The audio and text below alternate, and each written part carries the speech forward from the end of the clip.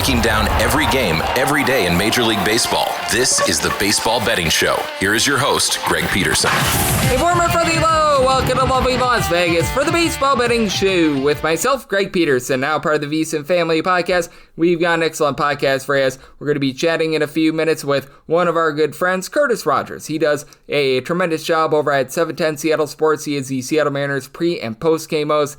We've got a lot to talk about with him. I recognize we just had him on the podcast a few days ago, but when you have the Seattle Mariners going to the ALCS against the Toronto Blue Jays, well, that means that we need to get a nice breakdown of that series. We're going to be getting that with Curtis, and we're going to talk with him about how the Mariners have been able to get here, their chances in the series, and so much more in the final segment. Going to get you guys my picks and analysis for Game 1 of the ALCS between the Blue Jays and also the Seattle Mariners as we touch them all. If you do have a question, comment, segment idea, what have you for this podcast, you have one of two ways we offer those in. First one is my Twitter/X timeline at gunit_81. Keep in mind, letters CM, they mean does not matter, so as per usual, please do send these into the timeline. And the other way is find an Apple Podcast review. If you rate this podcast 5 stars, it is very much appreciated. From there, you're able to fire in whatever you'd like to hear on this podcast via that 5-star review. While I did not get in any Twitter/X questions today, everything is powered by EdgeBoost. EdgeBoost is making sure that bettors are able to have access to their funds whenever and wherever. With EdgeBoost, 100% of gambling transactions do get approved. And when you go to edgeboost.bet, put in that promo code of Greg, G-R-E-G. That'll get you a $1 match on your first deposit up to $25. We had ourselves a Game 5 in baseball on Saturday between the Brewers and the Cubs. So let's dive in on it, try to find some trends, try to get to know these teams a little bit better, and take a look at the victors' chances against the LA Dodgers. Games from yesterday is Greg buzzing about. Here is the rowdy recap. The Brewers get the victory by a count of 3-1 as both of these teams very much went with the wholesale approach, and shout out to the Brewers who outscored the Wisconsin Badgers on this day by a count of 3-0. Not a great day if you're a Badgers fan, but that said, if you're a Brewers fan, great day for home runs. William Contreras in the first inning was able to go deep off of Drew Pomeranz, his second of the postseason. Bryce Terang goes deep off of Andrew Kittredge, and then Colin Ray said hip hip boo to giving up a home run to Andrew Vaughn, his second of the postseason. Pomeranz as the opener, he gave up that solo home run, and Trevor McGill was able to pitch a scoreless inning as the opener for the Brewers. Jacob Mizorowski, relatively good length, did allow a home run just coming into the game against Seiya Suzuki, but other than that, he was rock solid through his 4 innings, giving up that 1 run. Aaron Ashby out of the bullpen got into a little bit of jam, but Chad Patrick got him out. Patrick 5 outs out of the bullpen scoreless. Abner Uribe 2 scoreless innings, and for Colin Ray, he was the main bulk guy for the Cubs, though it was very much wholesale, 2 2/3 innings. He gives up that home run to Andrew Vaughn. From there, Daniel Palencia 4 outs out of the bullpen scoreless, killed Theobar a pair of out scoreless. We saw no show to Imanaga as Andrew Kittredge did give up a solo home run in his 1 1/3 innings, and Brad Keller, he was able to go for a scoreless inning. So that means that the Brewers, they are going to be facing off against the LA Dodgers in the postseason, and home teams over the last 7 days in the baseball playoffs. Taking a look at the divisional round, home teams went 10-4 with the favorites going 6-7 on the money line, as you did have one pick'em game thrown in there as well, with the over and the under in the divisional round going 7-7 over the last 7 days. So pretty even Steven there. We've got ourselves a lot that is happening right now in the postseason, and the ALCS starts up on Sunday between the Mariners and the Blue Jays. So who better to talk to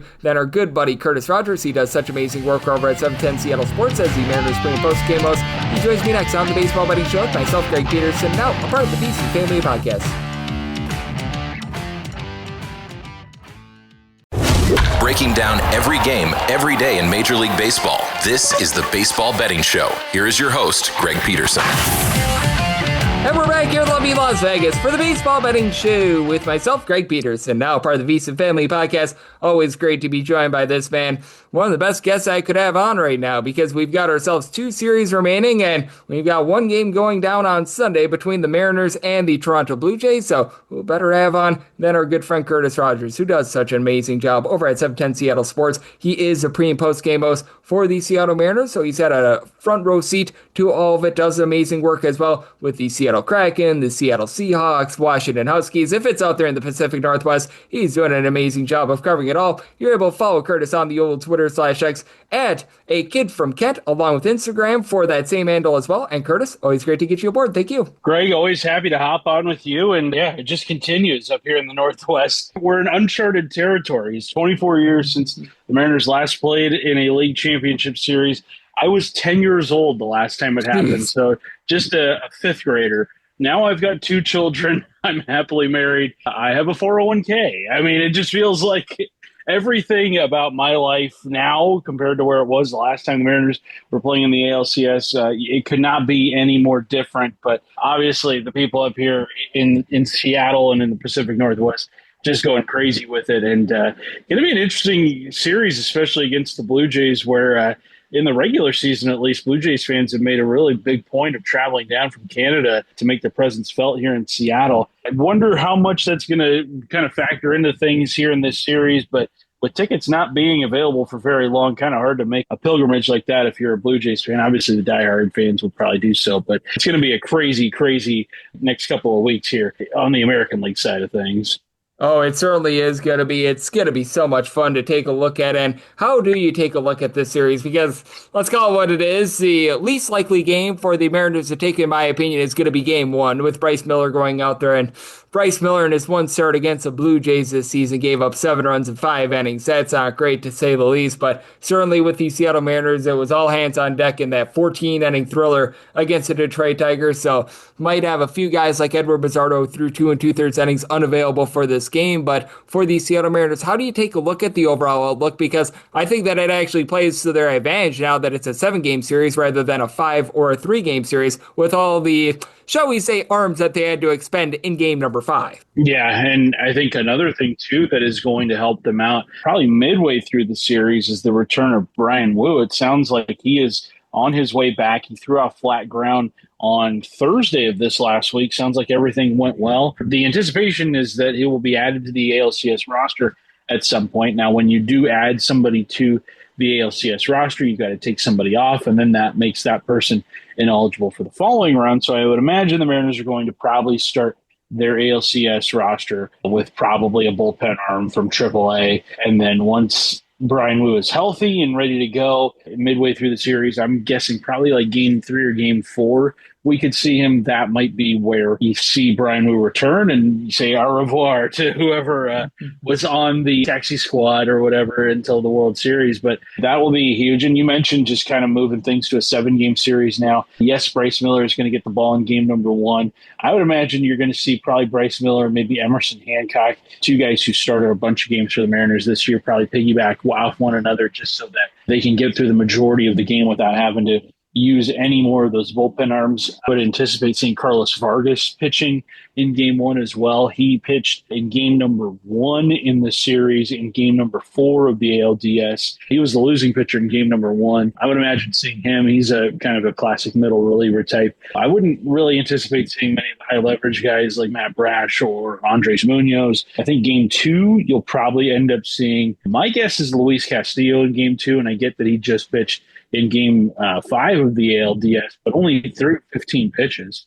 It wasn't like he was out there for very long. He threw an inning and a third, only need 15 pitches to get through that inning and a third. So it's not like he is going to be super taxed by the time that Monday rolls around in game number 2. So I anticipate seeing him in game 2. You've got Bryce Miller in game 1. Game 3, I would say probably Logan Gilbert gets the start. And then game 4, maybe George Kirby, maybe Brian Wu. It does kind of set up nicely to have Kirby and potentially Wu going in games 4 and game 5, which are going to be in Seattle. That's going to be an opportunity for them to pick up some games in this series. I don't know if anybody is out there picking the Mariners to win game 1. Like you said, it's going to be a tall task for them, especially because, they've only had 1 day to recuperate from such a marathon, such a slugfest. But hey, it's a 7-game series. Winning 4 against one opponent, very tough to do. And so it'll be just a knockdown, drag them out kind of series between these two ball clubs.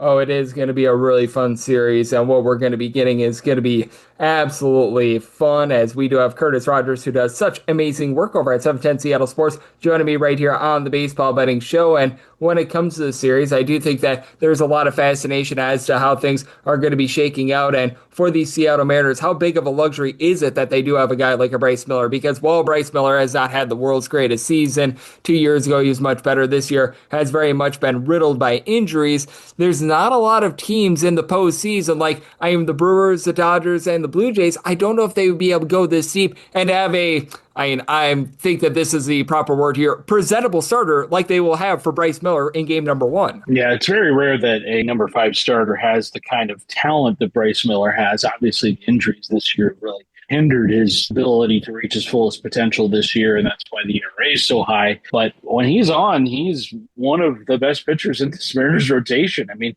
you look at what he did in Game 4, the first 4 innings of that game, he moved through that Tigers lineup with great efficiency. Heck, only needed 55 pitches in that start. He was lifted after 4 1/3 innings on that Thursday against the Tigers, and that what eventually became a 9-3 loss. It was not Bryce Miller's fault that the Tigers ended up scoring 9 runs that day. The Mariners bullpen just kind of imploded in that Game 4. But yeah, I think Bryce Miller, in terms of like break glass in case of emergency options, a pretty good option to have if you're any team. And look, I don't think the Mariners are expecting much out of Bryce Miller in terms of like length into this game. I think if he can get you 3 innings, maybe 4 innings, because he's going to be pitching on just 3 days rest heading into Sunday's game.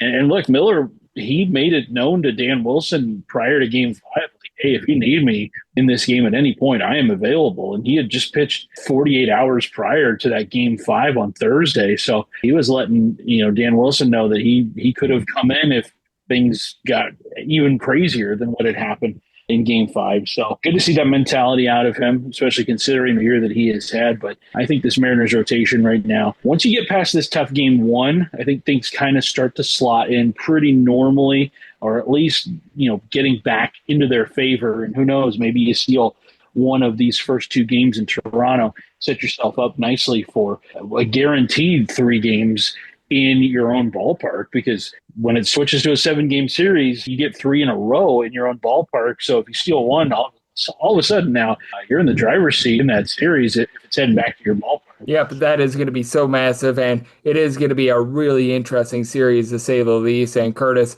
what do you think is the biggest key for the Seattle Mariners to be able to take down the Blue Jays? Because they certainly are going to be up against it in game number 1, but I don't know if you agree/disagree, but I do feel like the biggest advantage that the Seattle Mariners are going to have in this series is actually their bullpen, which are going to be looking to rest probably a little bit more in game number 1. And I think that if they can get to the Blue Jays bullpen, that'll give them the best chance to be able to win this series. I think so too. And I think the offense for the Mariners has looked good at times in the playoffs, and then also for long stretches it has left plenty to be desired. Now, 2 of those games were started by Tarek Skubal. Everybody's going to look bad against that guy.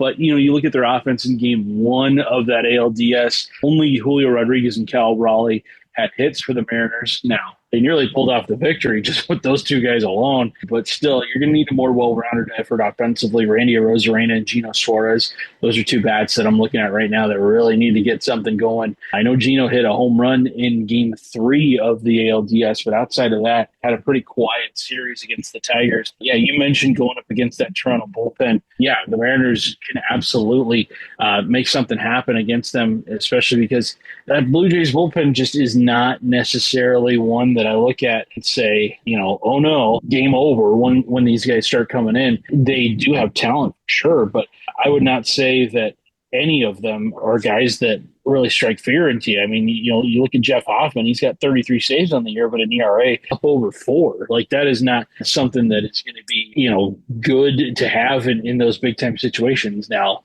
the Blue Jays starting pitching is really good. One thing I'm going to be watching out for in this series, Greg, is the back and forth between the Blue Jays and Cal Raleigh, which a couple of years ago, manager John Schneider had made some pretty dismissive comments about Cal Raleigh's hitting ability. And this was back when Cal Raleigh was like a 3 true outcomes guy. And now all of a sudden, Cal Raleigh is potentially the American League MVP. And then Jose Barrios and Cal Raleigh got into it as well. And Cal Raleigh historically has owned the Blue Jays, talking like 10 home runs in only like 17 games against the Blue Jays. It is nuts how much Cal Raleigh has destroyed Blue Jays pitching over his entire career. So that's something I'll definitely be watching over the course of the next couple of weeks, because obviously with a player of Cal Raleigh's caliber, you're not going to want to get that guy mad. And the Blue Jays have been really good at doing that over the last couple of years. Oh, they certainly have been. And I still remember when we had that dramatic series a few years ago between these 2 teams. Yeah. I think that the Mariners were down, what was it, 8-1 in one of those games? Yeah, that is it. And Cal Raleigh did have a home run in that game as well. So that brings up great memories right there, and it's going to be so interesting to see what we get in this series, as we do have Curtis Rogers, who does such amazing work over at 710 Seattle Sports, joining me right here on the Baseball Betting Show. And we did just see the final with the Brewers taking down the Cubs, and that means that they're going to face off against the Dodgers in the NL side of things, and obviously of great intrigue, because if the Mariners do make it to the World Series, they'll face one of these two teams. And how do you take a look at that Brewers versus Dodgers series? Because you know me, I'm a man from the great state of Wisconsin, and I am very, very nervous that the Brewers might get absolutely destroyed in this series. It's fair to expect the Dodgers to be favored in this series, obviously the most talented team left. I think, though, Greg, that of the three other teams remaining, the Mariners, the Blue Jays, and the Brewers, I kind of feel like the Brewers have the best chance of any of those teams to knock off the Dodgers, just based off of the National League familiarity. And I mean, the Brewers just have played a really good style of ball over the last few months of the season. They've just got bats everywhere up and down that lineup. It is unrelenting. It is a lot of guys that people may not be familiar with, but also it's just consistent production up and down the lineup, 1 through 9. And then also you've got some arms that can really, really bring it. Obviously, Freddie Peralta atop that rotation, but Quinn Priester, what a pickup he has been this season for the Brewers. He's been phenomenal. Also, Jose Quintana, the veteran, has been giving them really good innings this season. Jacob Mizorowski, he pitched in Game 5. I don't know when his availability is going to be, coming up in the NLCS, especially because they've kind of treated him with oven mitts this season. So I'll be interested to see when he gets in there. But, I mean, the Brewers, the last couple of years have gotten rid of their closer, Josh Hader, Devin Williams. And people are like, how are they going to finish ball games with Trevor McGill? He's filled in very nicely, 30 saves this season. So I think this Brewers team, Greg, the names may not be familiar to a lot of people who just casually observe baseball, but there's talent there. And I think they can give the Dodgers a real run for their money. It's going to start in Milwaukee, obviously, with them being the higher seed than the Dodgers. I think if Milwaukee can take one or even both of those games, all of a sudden there's going to be a lot of pressure on that Dodgers team to really perform, because I really think all the pressure in that series between the Brewers and Dodgers, it's squarely on the Dodgers. So that's going to work in the Brewers' favor. I still think the Dodgers pull it off, but the Brewers can give them a run for their money. Well, let's hope so, because with the Milwaukee Brewers, it has been an incredible season.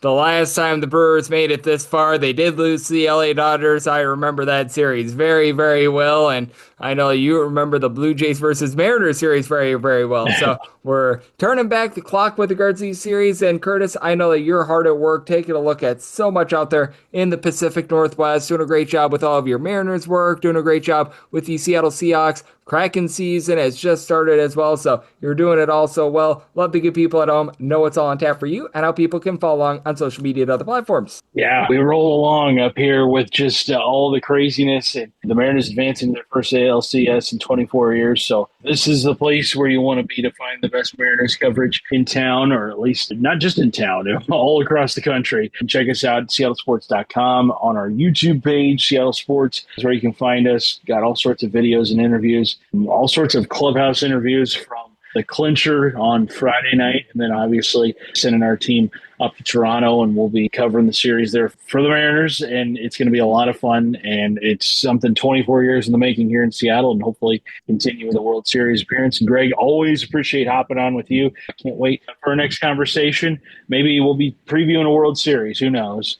Maybe we will be previewing a Brewers versus Mariners World Series, and how fitting would that be? Because for the Milwaukee Brewers, I know that they and the Seattle Pilots from way back in the day have a little bit of history as well, so that would be great. And Curtis, he is always great. He does an incredible job taking a look at this great game of baseball, and every single time he joins me, he lends such great insight. So big thanks to Curtis for joining me on the Baseball Betting Show, now part of the Beast and Family Podcast. Coming next, it is that time of the podcast. I give you picks and analysis for Game 1 of Mariners versus Blue Jays as we touch them all.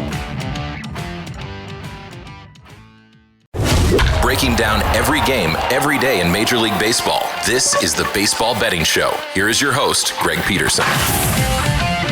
And we're back here, love you Las Vegas for the Baseball Betting Show with myself, Greg Peterson, now part of the VSiN Family Podcast. It is always a pleasure to be joined by Curtis Rogers. He does an incredible job over at 710 Seattle Sports, taking a look at this great game that we all know love of baseball, and he's got a lot of knowledge with regards to the series that we're going to be talking about next, because he is the pre- and post-game host for the Seattle Mariners. He does such an incredible job of taking a look at this game, and he has joined me all throughout the season. Always appreciated whenever we're able to get him aboard. Big thanks, Curtis, for joining me in the last segment. Now it is that time of the podcast. I give you picks and analysis for Game 1 of the ALCS between the Mariners and the Toronto Blue Jays as we touch them all. If a game is listed on the betting board, Greg has a side and a total on it, so it is time to touch them all. Do note that, as per usual, any changes that are made to these plays will be listed up on my Twitter/X feed at @GUnit_81, and it is very easy to go in rotation order today because we've got one game on the board. So how about if we dive in and have some fun? It's 9:41, 9:42. The Mariners are on the road. They're facing off against the Blue Jays.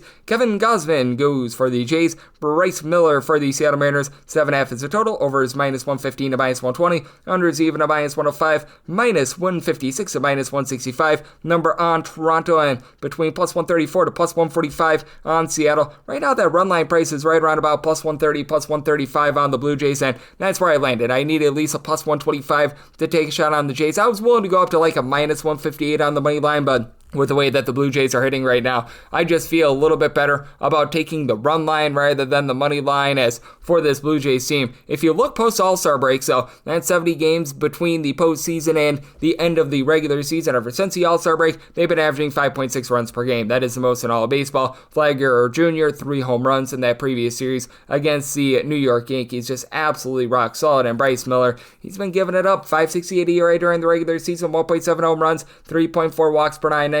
Wasn't too bad against the Detroit Tigers. Didn't make it 5 innings, but only gave up 2 runs. But now he has to go up against a completely different beast here with the Toronto Blue Jays. They get back Anthony Santander, which he hasn't had a great season. Even when he was fully healthy, it wasn't necessarily amazing. But you take a look at what you've been able to get out of Alejandro Kirk here in the postseason. 2 home runs in that series against the Yankees. Overall hitting above a 275 for a catcher. That's rock solid. Dalton Varsho between the regular season and postseason, a home run every about 11.5 or so at bats. As Barger has been moving the line. So up, down, all around, this team has been amazing. And oh yeah, by the way, George Springer, even though he had a little bit of a down series against the New York Yankees, overall for the season, a 380 on base. Now, if you do have one trepidation with this Blue Jays team, it is at the bullpen. Ever since the All-Star break, in the bottom half of the big leagues in terms of ERA. Seranthony Dominguez has been able to give you sub 350 ERA though. Brandon Little, Uriel Rodriguez, Braden Fisher, they overall for the season have a sub 350 ERA. It's been a little bit up and down, but Tommy Nance has actually done a really nice job of being able to fortify that bullpen. It feels like Louis Varland is starting to find it as well. And for the Seattle Mariners, being able to get the day off on Saturday was much needed because they had to use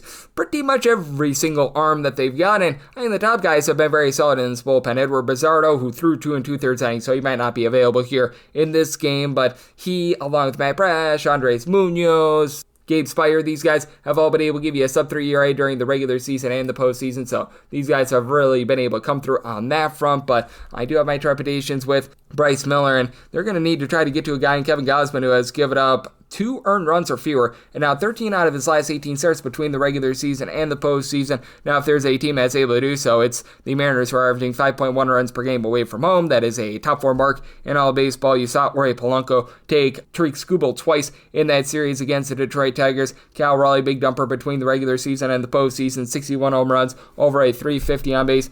Now, you know that you're not going to get a lot of on base out of Eugenio Suarez, but between the regular season and the postseason, 48 plus home runs out of him as well. And then Julio Rodriguez, Randy Arozarena, Dom Canzone. These are guys that are able to hit above a 260 with Rodriguez and Arozarena, 28 plus home runs apiece between the regular season and the postseason. So I do think that there's going to be nice run scoring here, but in the end, I do think that the Blue Jays find a way to persevere, get the job done by multiple runs in a high scoring game. So I'm going to be willing to take a shot on the Blue Jays on the run line, and I'm going to be in on the over, and that'll wrap things up for the Sunday edition of the Baseball Betting Show, now part of the VSiN Family Podcast. Big thanks to Curtis Rogers of 710 Seattle Sports for joining me in the last segment. If you do like what you're hearing from this fine podcast, Baseball Betting Show, you're able to subscribe wherever your podcasts, Apple Podcasts, Google Play, Spotify, Stitcher, and TuneIn. If you have a question, comment, segment idea, what have you for this podcast, you have one of 2 ways to fire those in. First one is my Twitter/X timeline at GUnit_81. Keep in mind, Larcium, name does not matter, so as per usual, please send these into the timeline. And the other way is find an Apple Podcast review. If you rate this podcast 5 5 stars, it is very much appreciated. From there, you're able to fire in whatever you'd like to hear on this podcast via that 5-star review. I'm going to be with you guys every single day that we have games here in the baseball postseason. Might take a day or two off between the Championship Series and the World Series, but I'm going to be with you guys all throughout. It's been a fun journey. We're getting some great baseball. I'll be back with you once again tomorrow. Thank you.